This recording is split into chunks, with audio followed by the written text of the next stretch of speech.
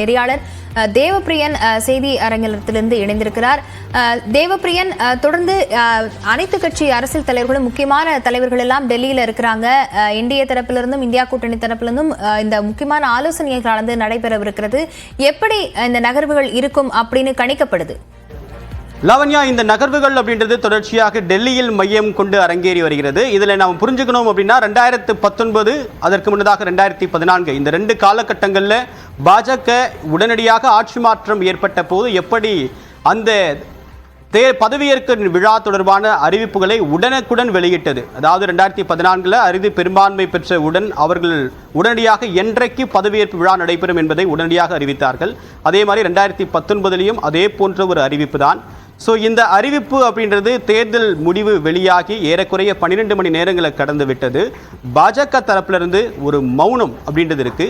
வெளிப்படையாக பிரதமர் நரேந்திர மோடி அவர்கள் என்டிஏ மீண்டும் ஆட்சி அமைக்கும் அப்படின்னு தன்னுடைய எக்ஸ் பக்கத்தில் கருத்தை பதிவிட்டிருந்தாலும் கூட அடுத்தடுத்த நகர்வுகளை அவர்கள் மேற்கொள்வதற்கு ஒரு தயக்கம் அப்படின்றது இருக்கு. என்ன காரணம் அப்படின்னா, அவர்கள் இன்னொரு கூட்டணி கட்சியுடைய ஆதரவை எதிர்பார்த்து தான் எல்லா முடிவையும் எடுக்க வேண்டிய நிர்பந்தம் தற்போது பாஜகவுக்கு ஏற்பட்டிருக்கிறது.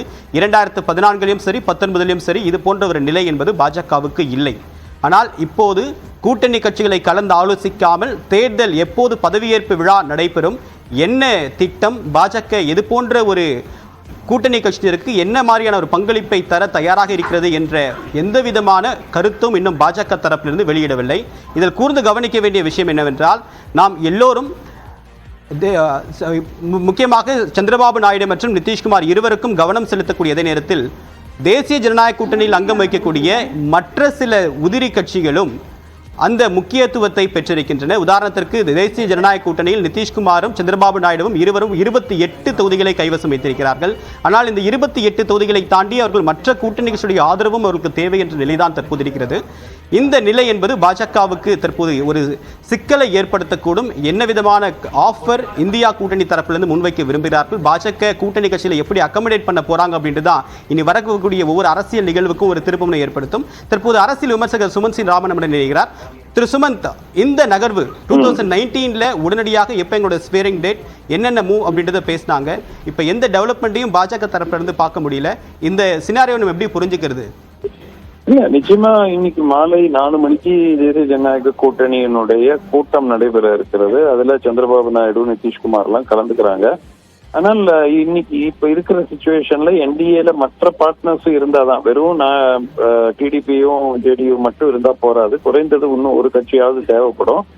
ஸோ அதனால அவங்களோட எல்லாம் கலந்து பேசி அவர்களுடைய டிமாண்ட்ஸை வைப்பாங்க.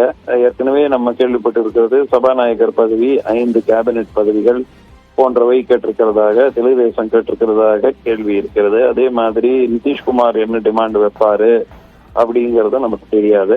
ஸோ இதெல்லாம் என்டிஏ ஏற்றுக்கொண்டால்தான் ஆட்சி அமைக்க முடியும் அப்படிங்கிற நிலைமை தான். பட் என்னுடைய எதிர்பார்ப்பு அவங்க அகாமடேட் பண்ணிடுவாங்க. ஏன்னா அவங்க ஆட்சியை விட்டுட்டு போனாக்க அது ரொம்ப பெரிய ஒரு பின்னடைவா ஏற்படும். அதனால இவங்க என்ன கேட்கறாங்களோ அதை ஏற்றுக்கொள்வதை தவிர வேறு வழி இல்லை பிஜேபிக்கு. அக்கமடேட் பண்ணிட்டோம் அப்படின்னா முக்கியமான ஒரு மினிஸ்ட்ரியை கொடுக்க வேண்டிய நிலை ஏற்பட்டது அப்படின்னா பாஜகவில் இருக்கக்கூடிய சீனியர் மினிஸ்டர்ஸ்க்கு பிரச்சனை வருமா?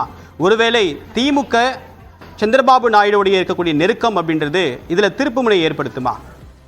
இல்ல, பாஜகவில் இருக்கக்கூடிய அமைச்சர்கள் பலருக்கு நெருக்கடி வருவதற்கு வாய்ப்பு இருக்கிறது. சிலர் தோத்து போயிருக்காங்க.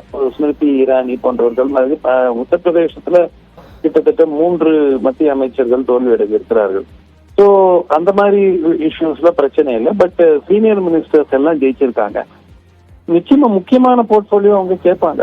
இதர் ஹோம் மினிஸ்ட்ரி, இல்லாட்டி ஃபைனான்ஸ், இல்லாட்டி எக்ஸ்டர்னல் அஃபேர்ஸ் போன்ற ஏதாவது ஒரு முக்கிய அமைச்சரவை கேட்பாங்க. அப்போ எப்படி இதை பார்க்க போறாங்க பிஜேபி அப்படிங்கிறது மிகப்பெரிய கேள்விக்குறி. வேற வழி இல்லை அவங்களுக்கு. ஆட்சி அமைக்கணும்னா இப்போ இவங்க கேட்கறத கொடுத்துதானே ஆகணும். இல்லைன்னா இந்தியா கூட்டணி 1 நாள் 2 நாள் கூடுதலானாக்க இந்தியா கூட்டணி வேற ஏதாவது ஒரு கவுண்டர் ஆஃபர் கொடுக்கறதுக்கு வாய்ப்பு இருக்கிறது. அந்த அளவுக்கு இவங்க போக விடுவாங்க நான் நினைக்கல. உடனே என்ன கேட்டாலும் கொடுத்துட்டு எப்படியாவது ஆட்சி அமைக்கணும், ஆட்சி அமைச்சப்புறம் வேற ஏதாவது கட்சியை உடைக்கலாம் அப்படிங்கறது தான் அவங்க திங்கிங்கா இருக்கும். அந்த அளவுக்கு இப்ப நிலை பாஜகவுக்கு இருக்குமா? திமுகவுடைய அடுத்ததாக அரசியல் ரோல் எப்படி இருக்கும்? இப்படிப்பட்ட ஒரு இக்கட்டான நிலையில திமுக 40க்கும் 40 இடங்களை கைப்பற்றிருக்காங்க. இது திமுகவுக்கு என்ன மாதிரியான சூழலை சாதகமான அம்சத்தை இந்தியா என்டிஏ ஆட்சி அமைக்கும் பட்சத்தில் ஒன்றும் பெரிய ஒரு பலனை கொடுக்காது. ஒருவேளை என்டிஏ உடைய ஆட்சி அமைக்கப்பட முடியவில்லை, இல்ல 6 மாதத்தில் கவுந்தால், அதுக்கு பிறகு இந்தியா கூட்டணி சார்பாக ஒரு ஆட்சி அமைக்கப்பட்டால் அதில் நிச்சயமா திமுக ஒரு மிக முக்கிய அங்கம் வகிக்கும். ஆனால் தேசிய ஜனநாயக கூட்டணி அரசு அமைக்கப்பட்டால் அவர்களுக்கு கடந்த 5 ஆண்டுகள் என்ன செய்தார்களோ அதே மாதிரிதான் இந்த 5 ஆண்டுகளும். 2019 என்டிஏ அலையன்ஸ்ல சந்திரபாபு நாயுடு இருந்தாரு. நிதிஷ்குமாருடைய ட்ராக் ரெக்கார்டு உங்களுக்கு தெரியும். இந்த 2 பேரும் பிஜேபி என்டிஏ அலையன்ஸ்ல ட்ரஸ்ட்வர்த்தி பார்ட்னரா? நீடிக்குமா இந்த ஆதரவு? இல்ல, நிச்சயமா ட்ரஸ்ட்வர்த்தி பார்ட்னர் கிடையாது, அது சந்தேகமே கிடையாது. 2 பேருமே ட்ரஸ்ட்வர்த்தி பார்ட்னர்னு சொல்ல முடியாது. ஆனால் அவர்களுடைய தேவைகளை எவ்வாறு பாஜக பூர்த்தி செய்கிறது அப்படிங்கிற அடிப்படையில தான் அவங்க நம்பகத்தன்மையானவர்களா இல்லையாங்கிறத பார்க்கணும். இப்ப வழக்கம் போல ஒரு 6 மாதம் எப்படியாவது இந்த ஆட்சியை தக்க வைத்துக்கணும் பாஜக எல்லா ஆஃபருமே கொடுத்தாலும் கூட அவர்களுடைய வழக்கம் போலான செயல்பாடு, இடி, சிபிஐ இந்த மாதிரி எதிர்க்கட்சிகள் முன்வைக்கக்கூடிய விமர்சனம், ஒரு தேசம் ஒரு தேர்தல் இந்த மாதிரியான ஒரு இலக்கு, இதை நோக்கி பாஜகவால் இனிமேல் நகர முடியுமா? அவர்கள் வேகத்திற்கு நிச்சயமா நகர முடியாதுங்க, நிச்சயமா நகர முடியாது. இந்த ஒரு நாடு ஒரு தேர்தல் எல்லாம் நிச்சயமா ஒரு விஷயம், நிதிஷ்குமார் சாதிவாரி கணக்கெடுப்பை ஆதரிப்பவர், சந்திரபாபு நாயுடு இஸ்லாமியர்களுக்கு இடஒதுக்கீடு ஆதரிப்பவர். 2 பேருமே இதை பத்தி வெளிப்படையா பேசியிருக்காங்க. நிதிஷ்குமார் காஸ்ட் சென்சஸும் தொடங்கிட்டாரு பீகார்ல. அதனால இதெல்லாம் டைமெட்ரிக்கலி ஆப்போசிட். பிஜேபியினுடைய பொசிஷன் 2 நேர் எதிர்பக்கம். அதனால இதெல்லாம் சார்ட் அவுட் பண்றதுக்கு அவங்க முயற்சி செய்வார்கள். பட் அவ்வளவு சுலபமாக இருக்கும் என்று நான் எதிர்பார்க்கவில்லை.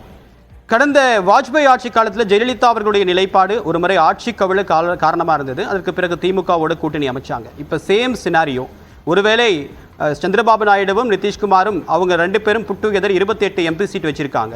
ஆனா திமுக 40 இடங்களை வச்சிருக்கு. ஸோ அப்படி இருக்கும்போது வழக்கம் மாறி எல்லா தருணத்திலும் மாதிரி கடந்த காலம் போல திமுகவை அதே மாதிரி டீல் பண்ணுமா பாஜக? இல்லைங்க, திமுக 40 கிடையாதுங்க, திமுக 22 தான் இருக்கு. மற்ற கட்சிகள், கம்யூனிஸ்ட் கட்சிகள் அவர்களுடைய தேசிய தலைமை என்ன சொல்லுதோ அதை தான் ஏற்றுப்பாங்க. காங்கிரஸ் அதுல 9 நபர்கள் காங்கிரஸ் உறுப்பினர்கள். ஸோ திமுக கணக்குல எடுக்கணும்னா நீங்க பிசிகேயும் மதிமுக வேணா எடுத்துக்கலாம். அது 3 சேர்த்தாக்க உங்களுக்கு 25 தான் வரும். ஸோ அவங்க கிட்ட 40 கேண்டிடேட்ஸ் இருக்காங்கன்னு சொல்ல முடியாது. அவங்க கிட்ட 22 பிளஸ் மேபி 3 25 பாராளுமன்ற உறுப்பினர்கள் இருக்கிறார்கள். ஸோ அது ரொம்ப ஃபார் ஃபெச்டு. முதல்ல இது என்ன ஆகுதுன்னு பார்ப்போம், அதுக்கப்புறம் இந்த அரசு அமைக்கப்படும் என்று நான் நினைக்கிறேன். முடியலன்னா அப்புறம் தான் இதெல்லாம் பேச்சு. இப்போதைக்கு இதை பற்றி பேசுவதற்கு ஒன்றுமில்லை. உங்களுடைய அரசியல் பார்வைகளோட பயந்துட்டீங்க திரு சுமத். உங்களுடைய கருத்துக்களுக்கு மிக்க நன்றி.